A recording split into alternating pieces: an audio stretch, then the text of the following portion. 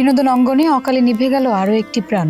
রাজধানীর একটি ফ্ল্যাট থেকে বাংলাদেশের পরিচিত ছোট পর্দার অভিনেত্রী ও মডেল রিধিকার মরদেহ উদ্ধার করা হয়। রিধি মডেলিংয়ের মাধ্যমে শোবিজে পরিচিতি পান। পরবর্তী সময়ে অভিনয়ে নিয়মিত কাজ করেন তিনি। বেশ কয়েকটি নাটকে অভিনয় করে দর্শকদের নজরে আসেন এই অভিনেত্রী। তার এই আকস্মিকভাবে চলে যাওয়া মেনে নিতে পারছেন না পরিবার, স্বজন কিংবা সহকর্মীরা। 15 আগস্ট ভোরে তার মরদেহ উদ্ধার করে পুলিশ।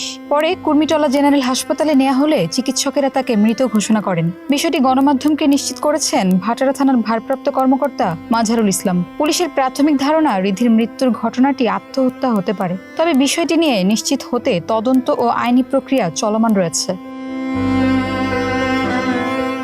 প্রেমিকের সঙ্গে কথা কাটাকাটির পর রাজধানীর বসুন্ধরা আবাসিক এলাকা থেকে অভিনেত্রী ও মডেল রিধির মরদেহ উদ্ধার করা হয়েছে। ভাটারা থানার ওসির ভাষ্যমতে শনিবার সকাল 6টার দিকে বসুন্ধরা আবাসিক এলাকার একটি বাসা থেকে তার মরদেহ উদ্ধার করা হয়। খবর পেয়ে পুলিশ ঘটনাস্থলে গিয়ে তাকে উদ্ধার করে হাসপাতালে নিয়ে যায়। তিনি আরও জানান, তার মা ও পরিবারের সদস্যরা থানায় এসে তাদের দেওয়া তথ্য অনুযায়ী একজনের সঙ্গে রিধির প্রেমের সম্পর্ক ছিল।